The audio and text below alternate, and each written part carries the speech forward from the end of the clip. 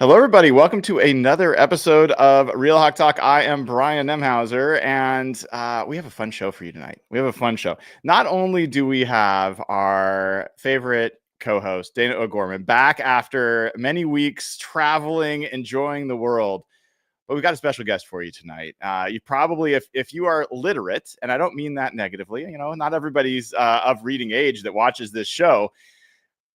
We have a guest who, honestly, I've wanted to have on the show for years. And, it hasn't been the right time, the right situation, but we're finally here. This is a guy who came to Seattle many, many years ago. Many, many years ago. And I don't know that he was that welcome when he came here. I think he got a lot of pushback. I think he got a lot of hassle, even from his co-host. And eventually, he clawed, he fought, and helped create the #1 sports radio show in the Seattle area, in the Northwest overall. And then he left us.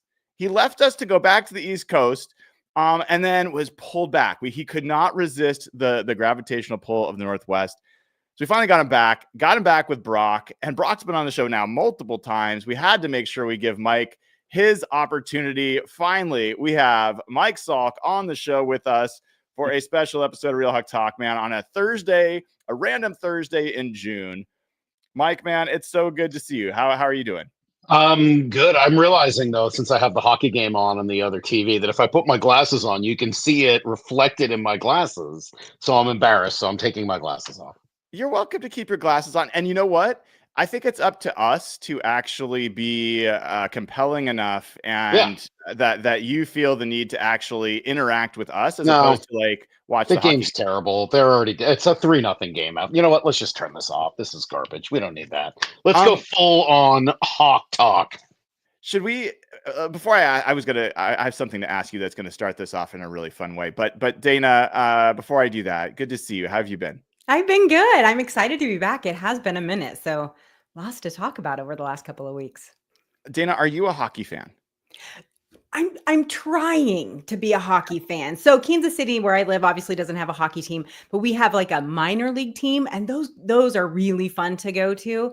But I just can't get into watching it on TV. Like I'm not there. It's kind of like baseball. It's so much better in person. You know what I mean? But I'm trying. I really, really am trying because it's a great time. Mike's a big hockey fan. Okay. East Coast guy.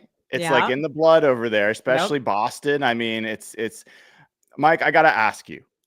Like in your sports hierarchy, basketball, baseball, football, hockey, whatever other sports you want to throw in there, where does hockey rank?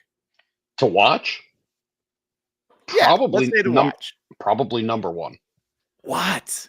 Yeah. I mean, it's like, hockey, football, and baseball are 1, A, B, and C in some order. I love watching all three. Golf's next. And then everything else is far after that, I guess, at this point. Why? I grew up watching when I grew up. And yes, I know, for those of you who love to rip on Boston, I did grow up in Boston. I can't help it. It's where I was born. It's where my parents are from. It's where my family is.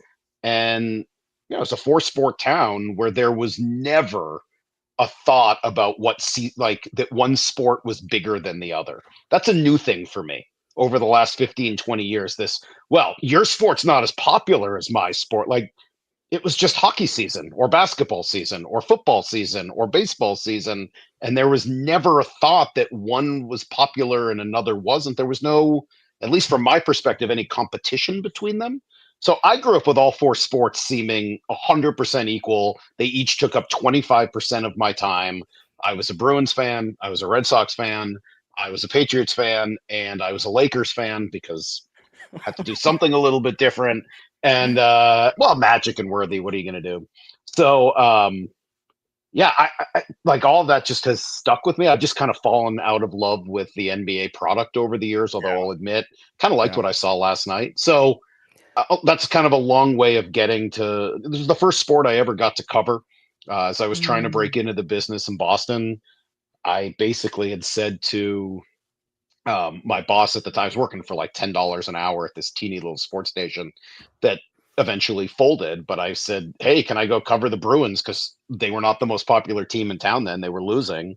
And they said, sure. So I just went to go cover hockey because it was the only thing they'd let me cover right then. So yeah, it's played a nice role in my life in that way. I'm debating. There's so many ways I could take this. I'm I know you're going to debating be whether I mean. want to open this can of worms and make this whole show about hockey, but I'm going to go a different direction for now. So you like the Lakers, and Dana, if you don't know Mike, one of the things that has made Mike part of this great Brock and Salk show is he has opinions that are kind of oppositional, kind of contrarian. I've heard and and what I love hearing about the Lakers bit is this isn't like, people wonder if this is a bit. Like they wonder if this is intentional. I think it's genetically engineered or socially engineered into you. Have you what's your earliest memory of being a pain in the ass? That's pretty high on the list. Yeah, my parents would tell you that's pretty high on the list. But I've been a pain in the ass my whole life. Yeah, there's no doubt. I was a difficult child. My parents like to talk about it. I'm now raising a difficult child. My 11-year-old has been one. Really? Isn't that fun how the world works? Yep. Yeah, I mean, but I love that, you don't focus on the fact that I like the other 3 teams in Boston. How do you not choose Magic over Bird? I don't know, man. I was a regional fan. And Dana, you seem to be a regional fan. You like all the Kansas City teams, but you have a connection to the Seahawks, right? Right. Yeah. So I've been a Seahawks fan since I was a little kid because I was raised in Montana, right? So it was just close and there. But after moving to Kansas City, I started watching baseball because remember they were really good there for a few years. But I really got into soccer. That's my second favorite sport is soccer. So I've really gotten into MLS, and Sporting Kansas City is our local team. So we love it. And by contrast, when I moved to Seattle, I found out that there were people that like soccer. I swear to you, and I'm not even trying to make fun of soccer, which I usually do. Yeah. But I honestly didn't know that it was a thing people liked in the United States until I moved here. Yeah, it really is fun. I played soccer all through high school, and I hated soccer. Like watching it. Like I know you played even after like 3rd or 4th grade. Oh yeah, yeah. Wow. I was actually like that was the sport I was probably most naturally talented in. I was on a I actually was offered onto multiple traveling teams, and I was like, "You want me to play soccer all year round and not play basketball and baseball? Like, no way." Wow. So like none of my friends played it. I'm not the tallest guy, Mike. You've seen me in person. So like, even though I basketball was my sport, I loved. Well, I'm glad you grew up eventually, and a little bit. So I'm curious. You've had this bicoastal kind of experience where obviously you grew up in Boston. By the way, my mom's from Boston. I spent a ton of time in Boston. I got a lot of family in Boston, so I know it well, and I know the complexities of it. But you go there, you grow up there, and then you go to school out west. Mm-hmm. And I'm curious, like, how much did where you go to, like, first of all, how did you decide to go to the West Coast for school? Because I decided from being a West Coast kid to go to the East Coast to school. Yeah. I'm kind of curious how you made that decision. It's a good question. It wasn't so much that I specifically wanted to go to the West Coast. I wanted to go to Pomona College, and that's where it was. I don't know if you look through the Fisk Guide to Colleges, but when I was in high school, I read through this guide to every college. There was no internet to look at. So I looked through the guide to all of these colleges, and I was looking for certain criteria. I wanted a small school. I wanted it to be, X kind of academic school, ranked this way, et cetera. And Pomona fit every bill. And then I went to visit it, and it was, 18 degrees in Boston, and it was 75 degrees just outside of LA. And that made it a pretty easy call. So I applied early there. It's like what I wanted to do was go there. And it was awesome. I loved it. Lived in LA for some time after that. It was a really good decision. Plus I met my wife there. So I gotta shout that out as well. So then when the opportunity came open in Seattle, was this something you were pursuing, or it was like, how did that happen? And how hard was it of a choice was it to actually commit to going to the Northwest, a place that you hadn't, I guess, been before? How long do we have for this? Because it's kind of a long story. I'll try to Let's tell the hear it. short Let's hear version. it. Here's the short version. I was working in I was trying to break into the business. I was working in Boston. I was parking cars at night. I was, working at a singular cell phone store. I was doing everything I could to break in. I finally got this job, $10 an hour, working at this crappy little sports station called 890 ESPN that had no signals, a 5,000-watt signal that mostly faced the water. Like nobody could hear us.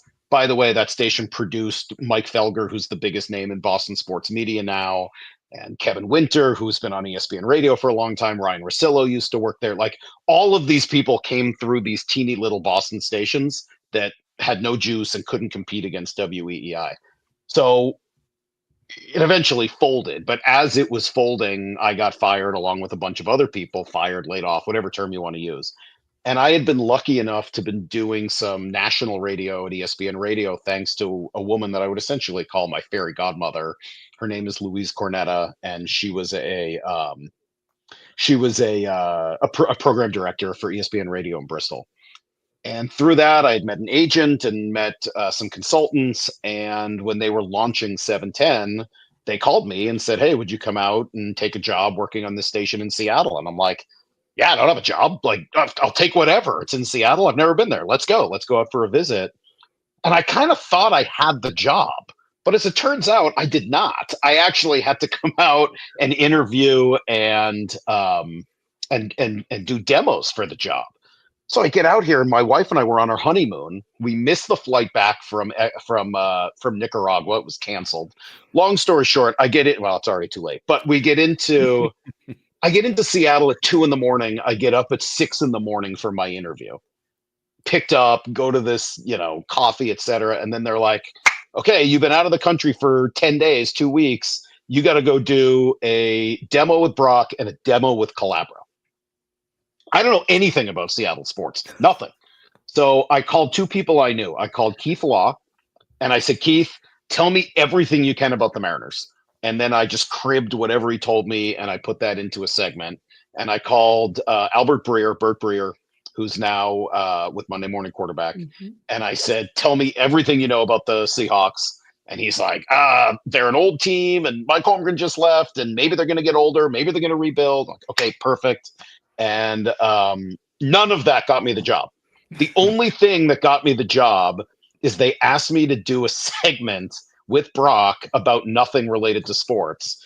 And I started making fun of him for pig races at the Puyallup Fair. And they liked the chemistry, and I got hired and moved out here a few weeks later. Dana, I want to give you a chance to jump in, but I have to just say there's something funny about that to me. There's a lot of things funny about that to me. But so as a lot of people know, I got my job out of college in tech, and it was a tech support job answering phone calls. And I was sure that I was going to get the job for a product called PageMaker because I had been a print journalism major, and it was going to be about, like a program that I knew a little bit. And ended up being that I had a bootleg copy of Photoshop on my a pirated copy of Photoshop on my laptop, or not laptop at that point, whatever it was, my desktop. And they asked me a few questions. I managed to get those right. And that was enough to get my foot in the door to get that job. And it was like nothing compared to what I thought I was qualified to do or what my qualifications would be that ended up opening the doors. It's funny how careers start. So, yeah, sorry, Dana. No, that's awesome. I just want to say that we all have aged ourselves quite well already in this show. Let me tell you that for sure. No, I'm curious because you're an East Coast guy. I have said forever, I grew up in Montana. I've lived in Seattle, but I did live in New York City for a year. I was a nanny out there. And I hated East Coast people. They were so evil. I couldn't stand them, right? And now I say I love the East Coast above Boston. I can't stand it below Boston. But one of the major differences that I notice is, people give you a bad time about, your harsh takes or whatever. It's just an East Coast thing, right? Like that's how people talk out there. And I don't know that everyone knows that. How big of an adjustment was that for you coming to Seattle? Because even in the Midwest, I get a little bit of both here because we're such a little melting pot in Kansas City now. But man, it is a different world out there. Yeah. So, I mean, the next part of the story is to answer your question. Yes, it's a gigantic It's deal. huge. Yeah. It's a major difference. I was wholly unprepared for it. Yep. The first 2 months on the air in 2009, when Ken Griffey Jr. came back, I did a whole segment one day when Brock was out about how they should bench Junior. And as you might imagine, that didn't go over great. And I was like, this guy can't hit. Look at him. This is a joke. And people are like, I hate you with the passion of 1,000 suns. And I'm like, okay. So, yes, it was a major adjustment, but I did it over 4 years. And, I'm never going to be, a West Coast person. But over those 4 years, plus the years in college and stuff, I mellowed out quite a bit, so much so that when I did leave and go back to Boston for that year, I wasn't suited for it anymore, to be perfectly honest. I mean, that's a whole podcast episode unto itself, but part of that story is my own failure to make it work as the afternoon host at WEEI. There's more to the story than that, but I take some, if not a lot of the responsibility for what happened there, because I wasn't a true East Coaster anymore. And I was there. I think I started that show in March. By May, I knew that I had made a mistake and that I wanted to be back in Seattle. And took me another 9 months or so to get back here. But yeah, over the years, I think, my wife's from the East Coast. Some of my good friends are from the East Coast, but none of them live there anymore. And I do find that there is a nice mix of people that have started it there and matriculated west. The East Coast is too much for us, but we maybe have a little more oomph and edge than your typical West Coaster. Fair. Totally fair. What, in all these years now that you've been, how many years has it been that you've been out in the Northwest? 16. Yeah. So if you were to make a case for someone who was, everyone knows the case of why not to move to the Northwest. It rains and all that stuff, right? If you were to make the case to somebody, a friend, about it's a great place to live, what would be your main points? Yeah, the best case I think for Seattle is that it's among the most livable cities in the United States. I don't know that it's the best city to live in the United States, but I think it's among the most livable. It is big enough, but it's not gigantic. The weather is good enough. It's not crappy winters and 12 feet of snow, and it's not 95 and humid in the summers. It's not perfect. I don't love the winters here. I don't love the 8 months of rain, but it's not that bad. Like, everything here is good. And I've just kind of fallen in love with the beauty of the place. Like, I remember it from that moment when I realized that I had made a mistake. I was here visiting in May, I think over Memorial Day, and I was driving over Phinney Ridge towards Ballard. And I got to the crest of the ridge, and it was just a beautiful day, and I could see the Olympics and the snow. And I was just like, what am I doing? Why in the world? How could I leave this place? This is like gorgeous. Yeah, it's on the edge of the world, and it feels far away from a lot of the rest of the country at times. And yeah, there's things about it that kind of drive me crazy. I think the Seattle freeze thing is very real. I think it's hard to build a real community in this town. But that gets balanced out by a lot of the real joy. And I think I'm lucky enough, and this is going to sound super sappy, but Brock's a big part of it for me. I mean, he and I have just kind of built something together where I just can't imagine not talking to him all the time about sports. I just love doing it.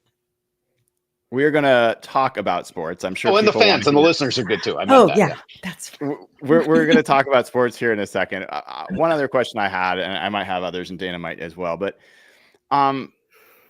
knowing what we talked about and your kind of contrarian nature, knowing the East Coast background, knowing how different that was for Pacific Northwest listeners to kind of get used to. How important is it from your perspective to be liked in the job that you do? And I don't mean that to you personally. I mean to the job. How important is it for you as a host to be liked? Whew, that's a phenomenal question. How come you didn't ask me that in any of our 36 holes we played together? I could have thought about it a little Because bit. you know the meme about guys golfing. Like, you could have Yeah. told me that you had like a triple bypass, and my wife would have said, "What?" And I'd be like, "Yeah, we just talked about his bogey Right. on the next hole." So That's a good question. How important is it to be liked? I don't know. I don't know the answer to that. I don't know if I'm liked. I don't know. I don't always know how to answer that. I think that it's different maybe for every host or every person in this business. For Brock Heward, I think it's very important. It's part of who he is, right? I don't mean it's important to him. I mean it's like the essence of who Brock is. Everybody likes him. How could you not? What's not to like? He's like this eminently likable local hero. So in some ways, to play off of that for 16 years, you kind of can't be as well liked as that. So once you know that's the case, it's kind of easy to settle into a position of, well, maybe they like me, maybe they don't. Maybe some people do, maybe some people don't. Hopefully, what they do like is the camaraderie, the chemistry, the the opinions, the fun, whatever it is that draws them to the show. I think it's important that they like that. I don't know if it's important they like me, or maybe I just tell myself that because of the stuff I read on our text line every night and every morning about the people that are mad at me for X, Y, and Z reasons. And that's fine. Like, that doesn't bother me the way it probably did 10, 15 years ago, because they're listening and that's the goal, right? And when you see all the hatred that exists on the internet or on Twitter or wherever, it kind of makes it easier to be like, well, people just need stuff to be mad at. It's not real hate. It's more just, I need something to be mad at. And if I'm that for somebody, fine. Luckily, I've never met anyone who feels that way in person. Either that or they get real quiet. I don't know. yeah, So people are like, different in person. that's okay. Like, I don't know. It makes it kind of easy to be like, well, maybe some people don't like me, and you can always mute them and move on with your life, and that's fine too. Dana, part of what comes to mind for me there is like, how many times have you or I been like just furious with Nathan for something he says on this show, or Evan, or like we all have roles to play, and if all of us felt the same way about everything related to the Seahawks or related to whatever, God, that's not worth listening to. Like, my God, just echo chambers are not interesting. Right. And so I could just say, as an audience member, and I like, there are not many shows I still listen to. Yours is one of them. It's the number one when I'm refreshing my podcast feed. Yours is the one that I go to check. Are there any episodes I want to hear? I don't listen to all of them, but I do listen to a number of them. And part of it is because I don't know what your opinion's going to be on something. And I don't know what Brock's opinion's going to be on something. And I know there's going to be an interesting conversation about that. I think that's the essence of a good show. So I am appreciative for, you having natural. I used to give you shit. I used to say like, man, you're just, taking this position to take the position. I don't believe that anymore. I think it's just who you are. And I think it's what I really don't. I appreciate you coming around on that. And people have thought that at times. I really don't do that. I mean, am I exactly the same person that I am on the air? Probably not. I'm sure there's some exaggeration to who I am on the air, but it's not fake, if that makes sense, right? I might exaggerate a little bit to make it fun, to make it entertaining. I might be more self-deprecating. I might tell more stories that are, but I'm not. You can't fake it. I'm not a good enough actor to do that. Like, I wouldn't literally be able to do it. Like, all I can do is tell you how I feel. And could I eventually change my mind and start to argue the other way? Yeah, because you can see both sides to it. But generally, if I'm dug in, there's a reason for it. I believe it to be the case. I think that's what happened last year to me. So this is a perfect example. When I come in here, I was the sports Pollyanna for a while. Everyone's like, oh, Dana's always so nice. She always has something positive to say. Mike Macdonald came in last year and I was very reserved about that. I was not thrilled. I just didn't know it. And I'm a Pete fan. I like his style of coaching. I like the big, bold energy and the big personality. And Mike was kind of a cold fish, right? When he first showed up. And so I was like, I are we sure we like this kid? Because I don't know about him. I wasn't real sure. I got so much backlash. They're like, what's wrong with you? Did something happen? What happened to Dana? It's like, well, I'm allowed to have an opinion, you know? Sure. And then people's like, oh, look, she is a real person. Yeah. Most of the time I'm pretty positive, you know, but at the same time, I've got some question marks around some things. I'm not afraid to say it, you know. How do you feel a year later? Oh, yeah, my feelings have changed. That is for sure. Oh, That so is you're all actually, in. You like yeah, Mike. it's one of our Patreon questions actually. Yeah, but yeah, it's yeah, my opinion of him has changed. Am I to You're where I not was all this week? in. No. You're not all I'm in. That's almost. too far. You're almost all in. I'm Oh, almost all in. interesting. I'm really I very think that's encouraged. fair. I think I'm very encouraged. I think that I love AD. I love the defensive coordinator. Absolutely love him. But he has that type of personality, right? So that's what I'm drawn to. So yeah, I'm getting there. I was very impressed. It was actually after I met him at the combine. I think that really kind of changed my opinion a little bit. So I wanna play something for both of you because I think that part of what Dana, you and I have talked about with Mike, and when I wrote my like kind of season review article last year over on hawkblogger.com, I said like one of the things I felt like Mike needed to work on was EQ, and it was the type of thing of like the thing that came to mind was after the Detroit game, the Monday night loss where they just got absolutely obliterated, and then they had a kind of a short week to come home and place the Giants. Knowing that your team might need to hear something, knowing that you might need to go to some individuals. I asked him about that ahead of that game, and it was like, it didn't connect at all. Like, he's like, what are you talking about? We like, and there was these things where I was just like, I'm not sure he's truly connecting with the players on that level. The way Pete is like the master of that. I don't expect him to be Pete Carroll, but I did feel like that's an area he needed to grow. So I wanted to play some sound both from Leonard Williams and from Mike Macdonald on this topic. Here's Leonard Williams talking about the connection on the team this year. I feel it a lot. I'm obviously going into year 11, so I played a lot of football, been on a lot of teams, and not only am I seeing that we have a very talented team right now, one thing that stands out above the talent is just the connection, and that's something that I've been trying to talk to the guys that's like really going to take us to that next level where we want to go. Because I've told them I've been on tons of talented teams that, we have great players in all positions, but we just didn't have that same connection. And, we had a 10-win season but didn't go to the playoffs and stuff like that. And I'm telling them how those small things like having connection and being able to communicate on and off the field kind of helps you get to that next level. So that's Leonard Williams talking about the connection. He goes on later to talk about the fact that Mike Macdonald's having players speak in front of the team this year, explaining their why. This is Mike Macdonald talking similarly about like what's his kind of assessment of where the team is this offseason. The feeling you want coming out, like going into the whole offseason program, we wanted to be tough and connected. I think we're on our way to being tough. We haven't had to prove it yet with pads on, but definitely feel like we're a connected group.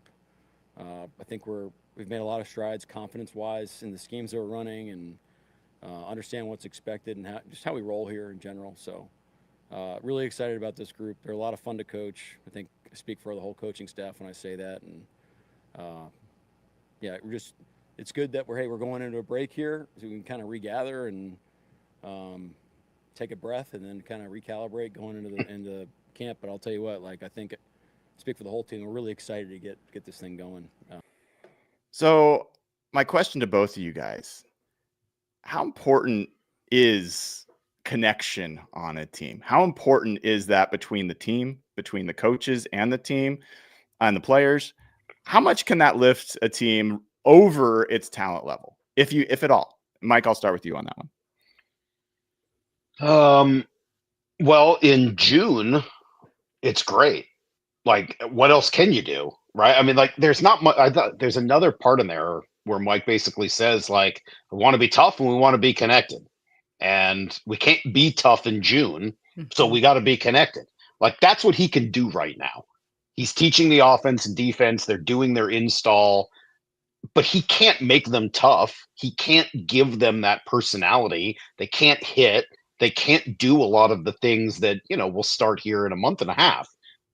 So for right now, it's of the utmost importance because I don't know what else he's really supposed to do with this team. I can't give you like a measurement of how important it is to a team over the course of time. But I know it's not a bad thing. All it can do is help. Mike likes to talk about force multipliers, right? He's mentioned before Devin Witherspoon is a force multiplier and others as well. I think that's what it is it's a force multiplier. So it doesn't have a concrete set, this is what it's worth to a team. But if you have talent, it can, I think, force multiply the talent you have. Mhm. Dana, I'm curious for you because the team that comes to mind for me wouldn't be probably one that comes to mind for you. I think of the 2001 Mariners. Was Okay. not the most talented team. They had just lost Alex Rodriguez. They had there was no more Ken Griffey Jr. It was a team that was so much more than its parts. Partially because of the leadership, partially because of the players that were on there. Fans tend to make a lot of leadership that I generally poo-poo. I'm like, it really just matters how good you are, how talented you are. But do you feel like there's teams you can remember where, man, that team's better than it should be? Oh, I think you see that across all sports all the time. I mean, that you can have a team that has one or two superstars on it that everyone always gives them credit for raising everyone else around them. Tom Brady got that credit all the time, right? He raises all the players around him. That bugs the hell out of me because when I look at those teams, I look at them as that they have a connection. And I know I look at sports differently than you guys do. I'm very vibe based. I'm very like, how are these guys working together? And that's why I didn't like last year's team. I just didn't like the way it felt ever. But I look at this team and I think, does the connection, does it matter? Well, when it matters, it's when you start to see the connection on the field. And we talk about that with the Legion of Boom players. They knew where everyone was without having to look because they were so connected. So your connection in the locker room of friendship and vibes and all that, it needs to transfer over onto the field. So you have that trust and that connection there. And so that's where I think it becomes really, really important. I will tell you that this is another baseball one. It's really the year the Royals won the World Series. Yeah. That team had a bunch of good players, and Salvi is fantastic. Mike Macdonald, like there were so many good players, but the way they played together made all the difference in the world. That was the connection that they had. That was them taking that friendship and that camaraderie and the connection from locker room to the field. And that's where it becomes really important. I think those are great points. One, I would absolutely back up what you said. And there's an old quote that I play on our show all the time from, I believe, Ricardo Lockett, of all people, where he's talking about what it means to be a good team and to have that trust for each other. And he says, well, what it means is to play for each other, not with each other. And they say, okay, well, what does that mean? And he says, well, it means that if I'm throwing a block, I'm doing it not because that's my assignment on the play, but because I know if I do it, Marshawn Lynch won't get hit by this player. And that's where I think some of what you're saying can come into being on a football field. Brian, I'm shocked that you are not into leadership. I could understand being iffy on chemistry, but leadership to me it's not everything, but it's a lot. I think leadership is of massive importance on any team. And maybe some of that is my baseball and hockey background, maybe even more than football. The hockey captaincy is like a holy thing that is bestowed upon a player that truly understands how to lead his team, sometimes not always even the best player on his team. Baseball, you need veterans to help the young guys walk in a 162 game season and the ups and the downs and everything that comes with it. I don't know that I know exactly how it works in football, but I think without really strong leadership inside that locker room, I think the guys can kind of go their own way. And it's got to be more than one person. A football team is too big for one guy to lead the whole thing. But if you don't have 2, 3, 4 guys that can really lead a football team and sort of hold other people accountable, I think it's very hard to have success.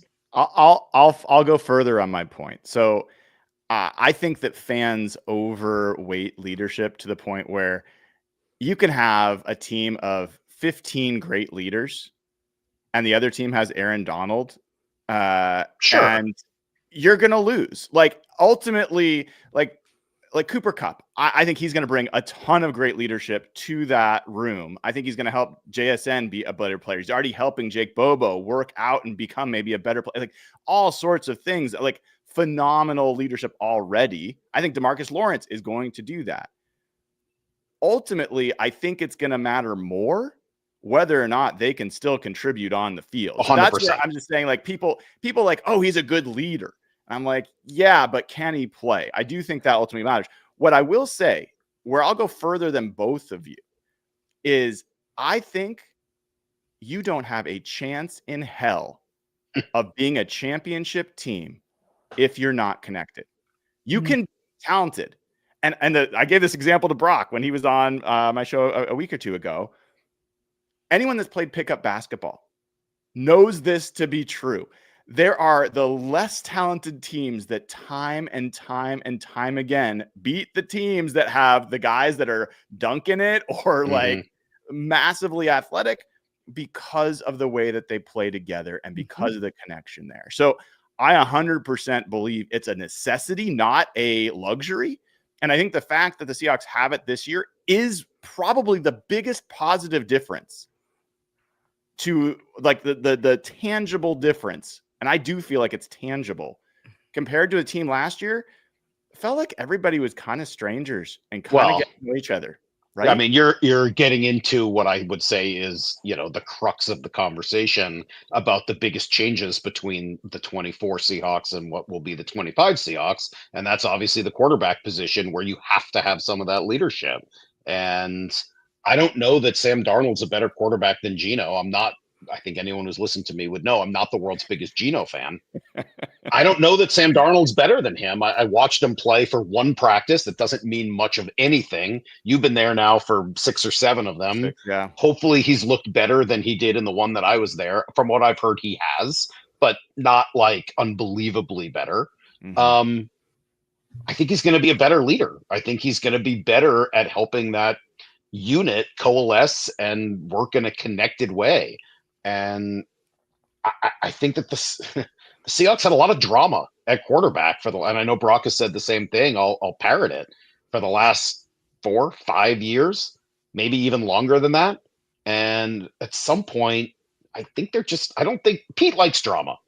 I don't think Mike likes a lot of drama. I think he needs drama free. And I think that that's going to be Sam Darnold to start. It may end up being Jalen Milroe. We'll see. I don't know. I kind of hope so. Long term, that would be fun, but I'm not like betting my house on it. But clearly, the biggest difference between Geno and Sam, in addition to the age, is I think their leadership. And there will be people who say that that's a buzzword for other stuff. It's really not. It's stories I've heard that I can't talk about that kind of don't paint a very rosy picture of Geno Smith's leadership inside that building. Dana, I saw you smile. Why? It's funny because I like Geno. I liked Geno just fine. I'd have been perfectly happy if he would have stayed. But I do kind of agree with what you're saying, especially now that we found out that he and DK both wanted to not be here. It's like, so then even just last year, when you don't want to be somewhere, you start to remove yourself, right? Whether it's emotionally, psychologically, whatever it may be. And so last year there was such disconnection I'm sorry to keep using that word, but it's like, it just didn't feel like anyone knew each other. Like, did they even talk to each other in the locker room? I mean, Spoon and, and that those young guys were having a great time, but it just felt so cold. Brian, we talked about it a million times. This team had no personality. Like, we didn't know who they were. What did they want? We knew they wanted to be a defensive team with a good offense. We knew what they wanted, but there was no spark. It was just, for my favorite word. Did you feel like that was just last year, or did you feel like that had been happening for a while now? I think it'd been happening. Again, though, Russ didn't want to be here. So I think once again, that starts to pull away. Bobby coming back and forth. Like, the whole thing was just weird, right? Like, there was it's been about 5 years of some weird vibes, like, seriously. And so, I mean, the crazy thing is, Dana, it's been almost a decade of that. I mean, like, I think if you talk to the guys that were there, it's been since the Super Bowl loss that it's been weird. It hasn't been like, it didn't go from perfect to terrible overnight. The next season is probably Pete's greatest coaching season ever to make the playoffs. And then you got Cam's holdout and everything else.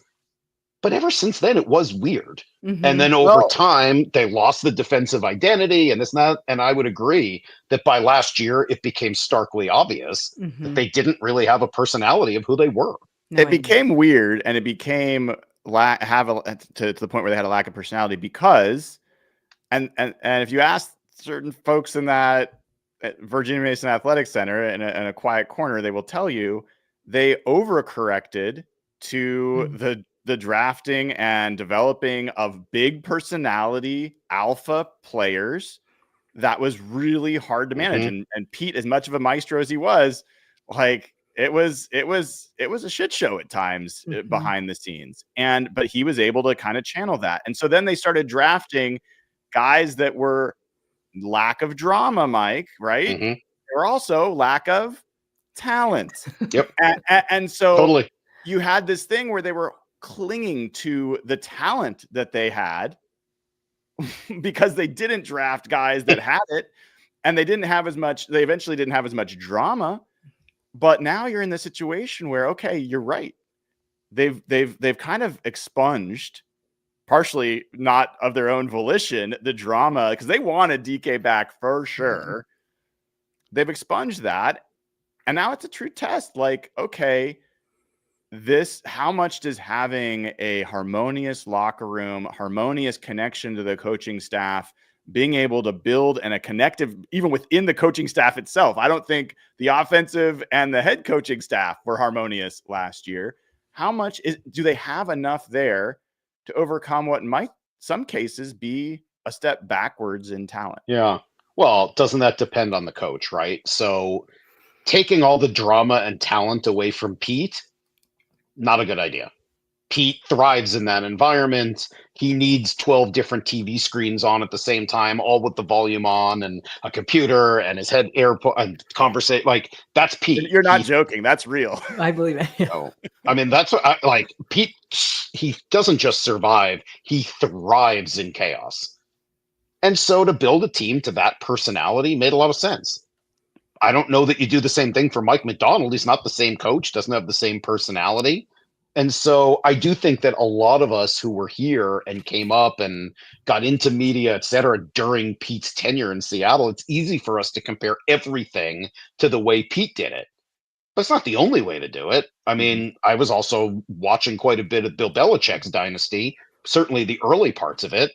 And there were some personalities on those teams, but it certainly wasn't, Richard Sherman and all that. It was Lawyer Malloy and Rodney. Like, there was some, because you have to have some. But it fit Bill's personality a little bit more. They were a little bit more workmanlike. So I think Mike actually has more in common with Bill Belichick than he does with Pete Carroll. When I talk to him, I hear so much Belichick in what he has to say. Which So what makes you're me saying cringe. Oh, really? What you're I saying just is don't like it. Oh. he's gonna like Belichick is bringing all the drama to North Carolina. Well, I'm not sure Bill Belichick now is the same as the Bill Belichick I'm talking about from near 20 years ago or more. Yeah. But I totally understand it. Bill needed a Tom Brady to balance that off. I am not of the belief that Bill Belichick is a failure and Tom Brady is the GOAT, and that's the end of the conversation. They're both the GOAT in completely different ways. But I do believe that Bill, and we found this out, needed Tom more than the other way around. Bill needed that counterpoint to him. And people who've worked in offices know about this. If you've got a one boss who is, financial stickler, likes to stay in their office, doesn't come out and talk to people, they need a lieutenant who is a people person who is around. I mean, like, you have to balance each other out. I think Brock and I do that for each other. Like, that's a pretty a lot of couples are like that. That's not an atypical relationship. Yeah. I think it's great to be a Bill Belichick type with the attention to detail and some of the seriousness that comes with that personality. But it definitely helps to balance it out with somebody who's a connector, much like Tom is. And by the way, I'm not saying Mike is Bill Belichick. I think he's a whole lot better at connecting with the people around him. And I think Bill was probably better at it than people know, right? Behind the scenes, I think it was a little different than the facade he put on for the media to do something he hated, which was to talk to the media. And I had to interview the man once a week for a year. It was top 5 worst experiences of my life. It was awful. But I do think there's a little bit of Bill and Mike. I could see that. Dana, we should get to Patreon questions. And I'd say this, that I don't think there's a head coach in the world that doesn't need the quarterback to actually be a successful, like that's just a reality. So I agree with you. It's a little bit overstated and a little bit also kind of obvious that, Bill Belichick was not going to be Bill Belichick without Tom Brady. I think it's going to be fascinating to find out if Mike Macdonald can be whatever Mike Macdonald's supposed to be with Sam Darnold as his quarterback. So Dana's going to ask some Patreon questions. You can ask Patreon questions as well. Patreon.com/HawkBlogger. Sign up, get access to the Discord channel. You can get in there. You also will get verified on hbtix.com, HBTIX. So if you want to be a Seahawks fan, selling tickets to other Seahawks fans to make sure there's actually Seahawks fans in Lumen Field, the only place you can control that is hbtix.com. It's free. There's no fees. I don't get anything. Sign up. We've already got 1,000 people over there in a week. We sold a bunch of tickets already. There's some tickets to the 49ers game. Let's get Seahawks fans in the seat. Being a patron helps that happen. All right, Dana. What do we got this week? So this one is from Bunny, and it's a 2-part question. The first one is, how do you guys see Mike's evolution as a head coach from this year to last year? And I think we've kind of already covered that quite a bit. Second part of this question, though, is I guess I'm also curious about the wild-ass guesses on the future growth of Mike Macdonald. Again, you've given some projections. Brian, it says, I recall expressing growth in his EQ and CEO tier leadership. You expressed a forward projection that expects him to continue to grow. I'm curious on Salk's projection for MM's ceiling, for Mike Macdonald's ceiling. That's a good question. I think his ceiling is he could be a Super Bowl winning head coach. I haven't seen anything that tells me he's not. He's smart. He's likable. The players seem to respect him. He's detail oriented. He works hard. He's got all the traits that you would need. But I don't, whether he achieves that ceiling, it gets a lot more complicated, right? Does he get the right quarterback? We just talked about that. Does the defense, does he get enough elite talent to build something great? All of those things are incredibly important. And there's an element of luck that goes into all of them. So, his ceiling, he could be a Hall of Fame head coach. Why not? That doesn't mean you're going to get there, but of course, yeah. It's not like when Jim Mora was here and you're like, hey, this guy's got to go. The ceiling is he can't do this. Yeah. I think Mike Macdonald's ceiling is he could be great. He could be very much like John Harbaugh. Why not? But does he get there? I don't know. You like how I'm talking over our guest? No, sorry please do. So you got me all excited, Mike. I just have to say on that, the things that have differentiated Mike Macdonald from like Brandon Staley is that he has proven that he is a defensive fixer. Like in one season, he came in and demonstrated that. Brandon Staley never was able to do that with the Chargers. He has also demonstrated that he can connect with players. Like those guys do like him. He did get an A in the NFLPA report card. Like there's a lot of things that indicate like this is if you've talked to him, this is an authentic person. He has integrity, all those things. The two things that he needs to do is one, demonstrate like a little of this EQ, which I won't go back over because we already talked about it. And two, he's got to prove that he can figure out the other side of the ball. Like Pete it took him years to develop his offensive philosophy. Mike Holmgren needed a defensive coach for many years to help become a Super Bowl coach. Everybody kind of needs that balance. And this is his first real season where he's truly selected that person. There's a lot riding on him figuring that out. So I think those are the two things that have to happen for Mike to take that next step. Can I say too, I appreciate so much that you mentioned the word luck because I bring that up on this show every once in a while and I get a lot of flack for it. But I think that, believe it or not, that is a huge factor in a lot of this. So I am very encouraged with everything I've seen and I'm super excited about that. But there's always a little luck in there for sure. All right, Brian. Just real quick, one thing I do like a lot about Mike, I thought he made a lot of really good in-game decisions last year. And maybe, look, I love Pete, but there's some look, I was pretty critical to Pete of a lot of his in-game decisions over the years. Hormonal decisions. Oh my gosh, the timeout usage was just a lot of it. Yeah. Whatever we talk about, I mean, it doesn't come up until you're in season, and generally it's a Monday conversation, then it goes away. I thought Mike's in-game decision making, especially considering it was his first year and he was coaching the defense, was maybe his best quality last year. I thought he did a phenomenal job with it. Yeah, I think that's a great point. It's a really good point. All right, Brian, this one's for you. It says, what difference have you seen in OTAs and minicamp and how it's being run this year compared to last year, specifically on the offensive side? Well, I've clarified this before, but I have some way to answer that. I did not have my credentials yet last year. So this is technically my first year watching OTAs and minicamp. So I can't do an apples to apples, but I've seen training camps for 15 years, 14 years, whatever it is. So I can tell you a little bit because they're not that different, to be honest.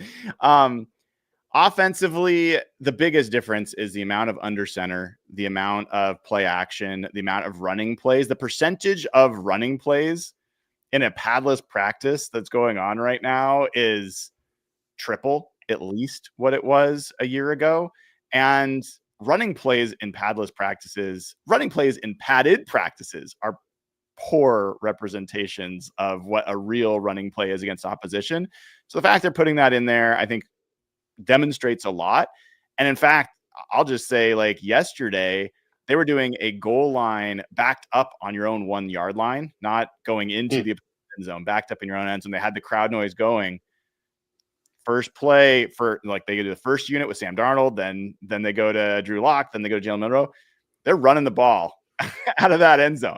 And the third time, like, the Milroe was a play action. Like, they didn't run it that time, but it's very clear that that's going to be the identity of this team.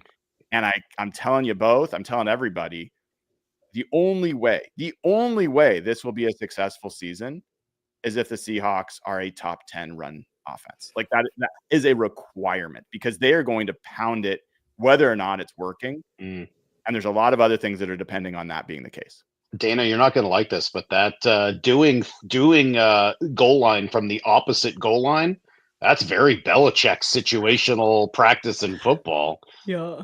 I'll clarify my Belichick comment here in just a minute, but all right. So I'm going to read this one. It's not a question, but so I can check it off for Albie because, got to do it for Albie. Tell me and gloat about how Coach Mike is the greatest coach of all time and the GOAT because he is. And he says, love you guys. Okay, bye. So anyway, I think we've covered that. You're on there. You're good to go. Okay.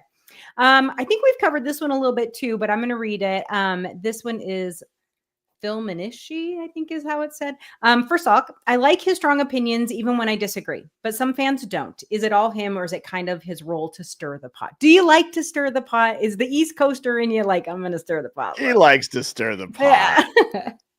I mean, I don't mind stirring the pot. I think honestly, and I promise you this is true, I think it just happens. I don't always mean to. And Brock will tell you, there are times I come in, I'm like, yeah, I think people are going to be annoyed at this, but it's how I feel. There are times, and sometimes I'm flabbergasted that not everyone in the world agrees with me. And I'm like, wait, what? How does everyone not agree with this? That's insane. And it will, like, blow my mind that not everyone agrees with me. And that not only that, I'm like on an island almost by myself and everyone disagrees with me. So that's the best I can tell you. I can't wait till we get to have our hockey conversation next time I see you. I can't believe everyone in America doesn't like hockey. I saw Salk and Nemhauser like yelling at each other. That something really went wrong, and it'll be us talking. Could happen. Yeah, that's fair. All right, this one is for Salk. Also, it says it's from Brendan. Who is the worst guest you've ever had on 710, and which guest has impacted you the most? Marvin Demoff is the worst guest we've ever had. That's Brock's fault. He gave, I think, a 12-minute droning answer about nothing. We were doing the show at Druids Glen Golf Course down in Covington, and halfway through the interview, we weren't on video then. I looked at Brock, muted my mic, and said, "Fix this." And I was he still makes fun of me for it. He's the worst guest we've ever had. It's not close. The worst athlete guests, there's a couple. Vita Vea, who gave an 8-second silence before answering the question, what do you like most about football? Before saying, just playing. That was not great. But to be fair, he was a college student, and we woke him up before 10 a.m., so I give him a pass. Jordan Hill might be the worst Seahawks guest we've ever had. He was there when Jesse Williams, remember Jesse Williams, the Australian guy? Alabama. He remember he almost died. He went to the hospital, and was it a heart thing or a stroke? I'm blanking on what it was, but it was really serious. And he was with him. And so we were talking to him, like, hey, what happened? Well, I brought him to the emergency room. I'm like, okay, well, like, then what? Like, I went home and played video games. Like, oh my God. Like, we just like, it was not a good interview, and not that one stands out. Those three are probably the three worst I can remember. What about the other part of that? The one that impacted you? What was it most impact? Well, probably having Brian on a couple times has been very impactful to the show. I mean, it's allowed me to be here. Okay. How about if I go with Jim Abbott? For anyone who doesn't know me, I hurt my hand as a kid, tore it in half. You can kind of see it there. I got a bad hand. And I learned to catch and throw with my right hand, take the glove off and throw. And that'll happen when I was 12. And for my 40th birthday, we got Jim Abbott on the show. He was friendly and had played on an Olympic team with Scott Service. And Scott helped us get his number, and Kyle got him on the show. And I wrote about it the night before, and I wrote the whole story of how he had impacted me, and my great aunt and uncle had taken me to an Angels game to go see him pitch, and it, convinced me I could do it. It's a really kind of a nice story about how inspirational he is, but he had read it the night before and was commenting. It blew my mind. So yeah, it's probably him. That was a really amazing moment for me. Who have I learned the most from? Pete Carroll. I mean, it's not close. I learned so much talking to Pete every week for whatever it was, 11 years, 12 years. I learned a lot from Scott Service as well, but Pete was a pretty special guy to get to talk to every week. I know we have other questions, Dana. I got to jump in for both of you on this one. I think, Salk, you and I are similar, and I don't know, Dana, where you are in this. I was not excited when the Seahawks hired Pete Carroll. In fact, I was like very skeptical that he was very superficial and very glitzy and not going to be like, I had him all wrong, almost all wrong. And I will just say, personally, I don't usually get people all wrong. That's not a common occurrence in my life, but I got him all wrong. And Salk, I saw you had the New England experience with him. So you knew him from the Patriots, and you were like, and I said it was going to be the worst hire in history. You had a total transformation. Oh, Dana, were you always Pete, or did you become a Pete fan? I became a Pete fan. I was not sold on that at all when it happened, because all I knew, as you know, I'm not a huge college ball fan. Like, I watch it for players, but I'm not a huge college ball fan. But I just knew what a disaster his other head coaching gig had been and how he had not done well in the league. And I'm like, well, you think a couple years at college, he did okay. You think that's going to fix him in the, in the NFL? I thought it was just stupid. But at the same time, you really did. But at the same time, I'm like, I guess they know better than me. Can't be worse is kind of what I thought. So we'll see what happens. But to be honest with you, no, it took me by the end of the first season, and then they kept firing everyone and they were turning everything over. I was like, oh God, I just hate it. I don't love change. So I was not real happy about that. But then I was like, okay. And then I was sold without any question at all the minute he took Richard Sherman. You mentioned Richard Sherman. Interesting. Another of the great guests ever on the Brock and Salk show. Not the biggest Mike Salk fan, as it turns out. I was bummed to miss him at practice yesterday. I will say, growing up in Boston, yes, Pete was not well liked in New England. And this will probably age us again, but for old Bill Simmons readers, like before he was Bill Simmons, before he was the sports guy, he was the Boston sports guy on AOL, Digital City, something. I mean, like, that was the only way to access him. And he had written this whole thing in the early 2000s about how Bill Parcells was Sonny, and Bill Belichick was Michael, and Pete was Fredo. And, it stuck. He called him Coach Fredo forever. Just, the poor child who couldn't understand what was going on around him. And if you've seen The Godfather, that's not a compliment. And Pete totally changed that perception, at least for me, and I think for the rest of the world. I mean, he built an unbelievable thing here. Wins the Super Bowl, unfortunately doesn't win the other. I know that there are people around the country that blame him for it. I don't. I've never, not that he doesn't share part of the responsibility, but for me, that is a Darrell Bevel thing. Although I will say, I was pretty interested in Brian Walters' theory that he gave on our show that it's flat out Russell Wilson's fault and there's no other way to look at it. I had not heard that, and he had a whole reason behind it. You got to let him tell you the story. But yeah, I think what Pete did is an amazing career change from where he was in 1998 or so to where he is now is unbelievable. It's awesome. It's awesome. And Mike, we're almost at the hour. Do you have a few more minutes? Sure. You got. I know we're like close to your bedtime because you got to wake up early. I don't go to bed that early. Not. This is still. I'm still good. Yes, I'm good till about 10. Before your kids or after your kids? Usually about the same time. All right, that's fair. That's fair. All right, Dana, what else we got? We have two more. So one is for me. So I'm just going to answer because I need to clarify something. That's for sure. So it says, it's from Brendan, who says, has your opinion of Coach Mike and the general direction of the team shifted after this offseason? Now, Mike, you have to understand, I was a little negative Nelly. Not going to lie. I was not real happy about everything that had been going on. I didn't love that there wasn't more changes in other places. There was a whole bunch going on. And Who did you want to be the coach? I didn't really I wanted Pete to be the coach, I think, more than anything. I understood why he left, but I wasn't overly thrilled about anyone. I was very happy that they made the decision and we could just move on from it. And I really didn't want Ben Johnson. That was kind of a no-go for me. But I will say this because there was a couple comments in chat about didn't like Bill Belichick. I understand the greatness of Bill Belichick. What I like is a personality. I am okay with Mike Macdonald not having the personality, but allowing the players to be that person. And I love that. It was a lot of emotion on the field with Pete and the LB and everyone and Russ, right? All the time. But I like that. What I'm really enjoying now is he seems to have settled, right? Like, I'm sure nerves and all of that stuff was starting last year, but he just was so stiff and rigid.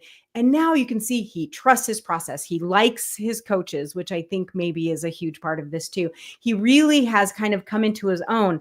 And to Brian's point, the biggest thing for me is his interaction with the players and having that conversation going on and on. So I like that a lot. So yes, I've definitely come around. Someone said anyone you wanted? That's interesting to me. Like I wanted Harbaugh.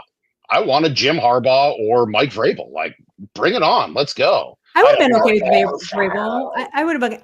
Evil Harbaugh does not exist in my world, so that's what I call Jim Harbaugh. I love Jim Harbaugh. I know he's freaking hilarious, but I didn't. He's hilarious, right? Like I love. I missed that. Dana, you wanted Pete. You wanted. I did. I wanted Pete to stay.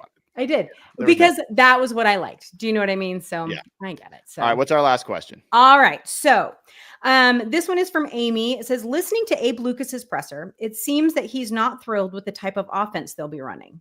I want to know if you guys that seems it says he does follow it up with that he feels like it's good that they have a clear identity about what they're going to do, though. Does that concern either of you that he might not be made for this type of wide zone offense? Did you guys get that impression? No, I didn't. I know exactly what she's talking about. Okay. They asked about like, what do you think about wide zone? And he's like, it doesn't really matter what I think. It's what we're doing. That was kind of his answer. Yeah. It wasn't the most like fired up. Like I love this kind of scheme. That's just Abe.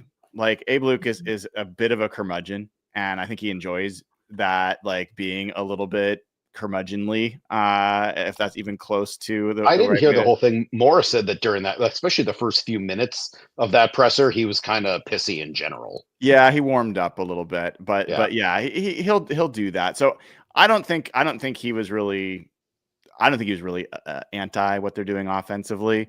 I do think that it's going to ask a lot of movement, and for a guy that's now a year removed from a serious knee injury and he's recovered from it, like. Would he maybe prefer a power scheme that he is not having to do as much running off the ball? Maybe. I don't know. I think that's not crazy to think. But I will tell you, whatever you think of PFF grades, Abe Lucas was better graded as a zone blocking tackle, run blocking tackle last year than a gap blocking tackle. So we will see. And the guy's a beast. We do have a couple more questions. Thank you, Dana, for asking all of those. Thanks to patrons for submitting them. We got some super chats here. We're going to run through these. We've got 4 real quick. First comes from Zahive97. Thank you for asking industry and experience specific questions to get these answers we just can't get anywhere else. Truly one of a kind sneak peeks behind the curtain at Brock Salk and Coaches Scouts, Nerds, The Beat, Real Hawk Talk, etc. Well, thank you. That is a nice super chat. Appreciate you. Tony Bag of Donuts, one of the best usernames on here. Super chat for Salk. I listen to you every day, and while you do occasionally annoy me, I'm a big fan, and I love the fact that he's here today. My wife and kids would say the same thing. Yes, that encapsulates a lot of people's feelings about Mike Salk. Detail-oriented says, Brian Mike Dana, do you think it's time for Mike Macdonald to let go of defensive coordinators' duties? Promote AD and Dirty to full-time defense coordinator. He's always been defensive-centric, but to focus on the team as a whole. What are your thoughts? I see Mike's got a strong take. What's your take? Not yet. I think eventually, but I mean, if he had struggled with the in-game decision-making stuff last year, I'd be right there with you. I think you got to see what happens with an experienced offensive coordinator this year before making that call. He never got to pick his own coaches really last year. I mean, like, he got hired too late. Say what you want about the process. It went on too long. The biggest problem with them hiring Mike Macdonald was not Mike Macdonald. It was that they hired him after everybody else. And so because of that, they didn't get who they, might have been able to for their offensive coordinator. So that is, I would give him one more year. If you don't like the way the offense looks, or you think he's overwhelmed next year, I'd be much more willing to have that conversation. But I think you got to give Kubiak 1 year to figure out what an experienced OC does there. Dana, you have any different thoughts? No, I agree. And I also want 1 more year of him running, this defense and see what next level you can take it to. Like, I don't, just because they did very well toward the end of the season doesn't mean that necessarily continues. So I want to build upon that before he's like, okay, now it's yours and I'm going to go over here. So no, I don't think it's time. I'll go a little bit further. I'll just say the one thing, and I'll say it, like, the one thing that is your superpower on this team that I would put up against any team in the NFL is Mike Macdonald as a defensive play caller. Like, that is your one clear superpower. So I'm not giving that up anytime soon. In fact, I'm going to be very concerned if and when that day comes. So do you want Andy Reid giving up play calling duties? Like, I don't think so. Do you want Kyle Shanahan giving up play calling duties? Do you want Sean McVay giving up play calling? Like, you don't do that. I don't think that's part of the future here. But I think it's interesting that Mike Macdonald said he has been giving AD more play calling during practices. And I think that's great. And I am a huge fan of Ad and Dirty. None of this has to do with him. It has to do with the fact that I think Mike Macdonald is one of the few greats out there, and you got to keep it in there. All right, last one. Will Fries, even though he signed with the Vikings, for some reason he still watches this show, constantly super chats. He's got all this money from the Vikings, so he's spending it here. He says, great to have Salk on. Question for all of you. We'll start with you, Dana. How surprised would you be if Zach Charbonnet takes the reins as running back 1, assuming no injuries? You can't just say K9's going to get hurt. How surprised would you be if Zach Charbonnet actually becomes the number 1 tailback? Dana. I don't know that I would be overly surprised depending on how Kubiak uses them, right? Like, they're different runners. So you want to see how it's going to be used. I think K9 is I hate K9. I like Walker because K9 sounds like a puppy and it just. I hate saying. Be careful now. People. Oh no, I don't hate K9. I love him. I love runners, so I love the running back position. But I think it's like the Jim Belushi movie. Yeah, but I like that. I like that he runs.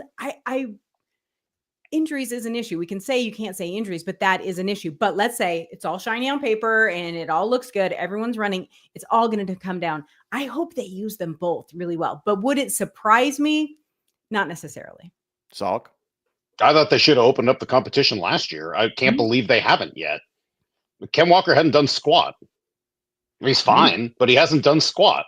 And I don't know whether Charbonnet's the guy or not, but I haven't seen Ken Walker do much of anything. Like, has he had a 1,000-yard season? Yes, well, he hasn't had a whole season, I don't think. Okay, well, like, he's fine. Like, I haven't seen Is he a top 5 running back? Like, he's been okay. They were both drafted in the second round. Like, I haven't seen any clear reason why Ken Walker is the guy. I'm not saying he's bad, and if he wins the competition, great. But just like giving him the job, I don't understand that. Maybe I should ask Mike Macdonald whether there's a scenario in which he could imagine, under some circumstance, somebody else starting at running back instead of Ken Walker. We'll see what he says. Yeah, But that's a crazy question, Mike. That's crazy. a crazy question. Totally crazy. Yeah, I could absolutely see Charbonnet as the starting running back, and eventually. Hey, I wasn't there yesterday, but I heard what's the kid they drafted? Damian Martinez. Damian Martinez. Sorry. Yes, I heard he was awesome. Yeah, I know. I heard Mora. Mora was all over it. She loved him. She's so excited about him. He's great. He's great. I mean, I think he's very good. With their running backs, a 7th rounder could be just as good as a 2nd rounder. Who the heck knows?